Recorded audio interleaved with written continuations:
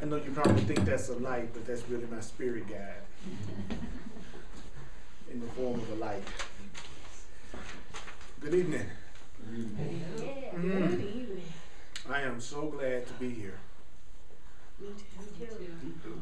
I'm so glad to have an opportunity to talk some really strange stuff.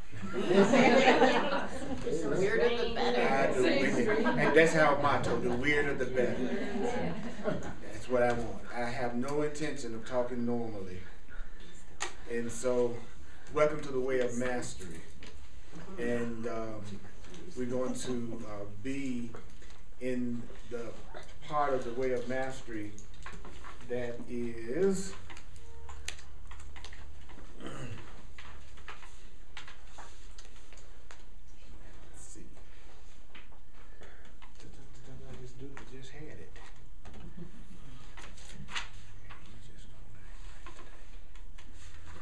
It's called a meditation and to attune to the will and the love of God.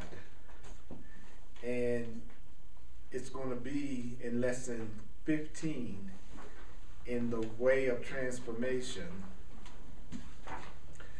And it's in page 180. Lesson 15. The section we're going to be on, is page 180. It's lesson 15, Love of Fear and Way of Transformation. The choice is yours. The choice is yours. So, let's get going. So just take a minute now to take a breath, and we're going to do a little bit of attunement to get this thing off the ground so we can go for it tonight. So I'd like to ask you and everyone that's watching to take a deep breath for a minute.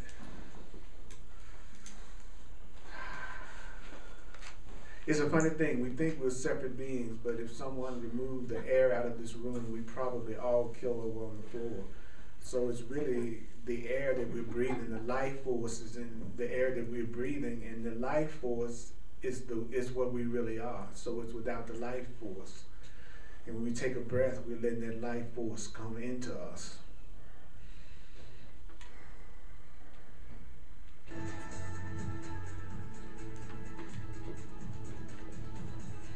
In this lesson, we wish to introduce a methodology for what you call meditation. It's a form of communion or meditation that was initially and essentially taught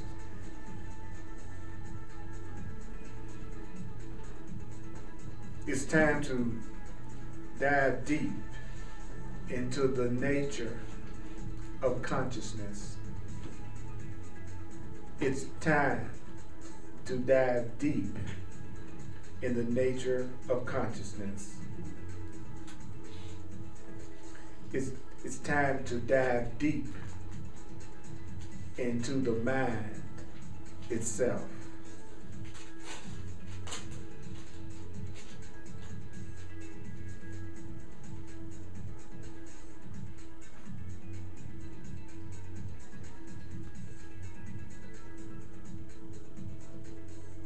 It's time that we discovered how to attune the mind, the emotions, and even the nervous system of the body to resonate with the present and perfect will and love of God. It's time to attune our mind, to attune our emotions, and to even attune our nervous system in our body so that we resonate. Don't you want to resonate with the perfect will and perfect love of God? Let's prepare a place for that teaching. For the next 30 days, return to the practice of abiding as the Christ, which is your loving self. for at least 5 minutes. That's what we're doing for at least 5 minutes. Allow your eyes to close. Become aware of the simple movement of your own breathing. Become aware of your own breathing.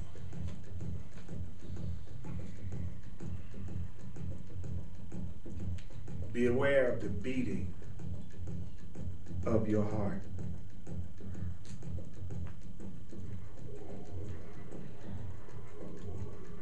And I want you to hold this thought.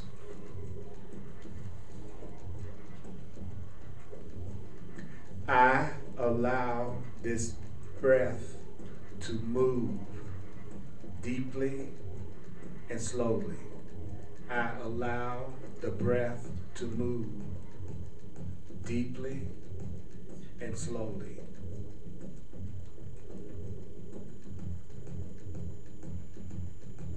And as you begin to feel some sense of relaxation ever more deeply, hold the thought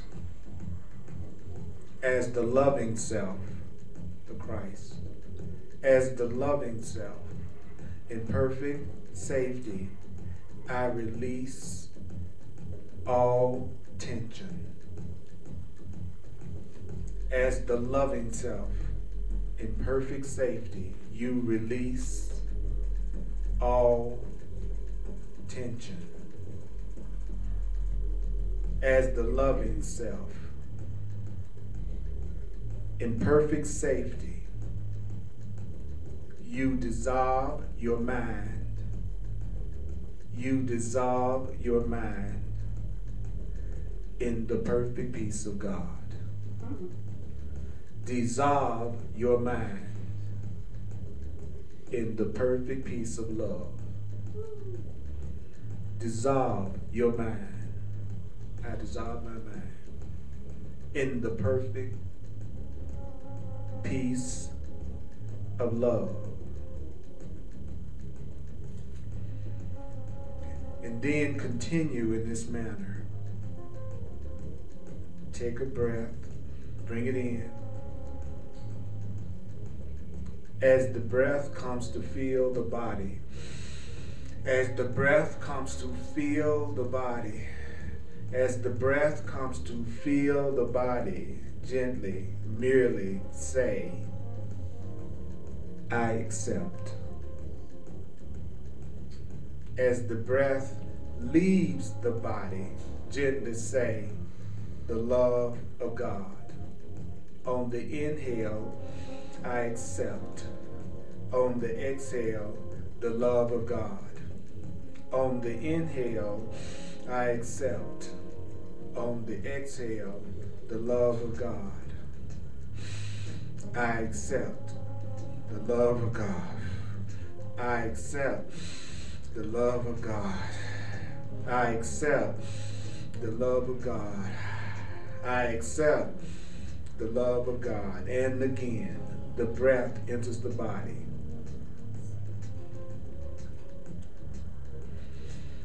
As your breath enters the body, go, I accept.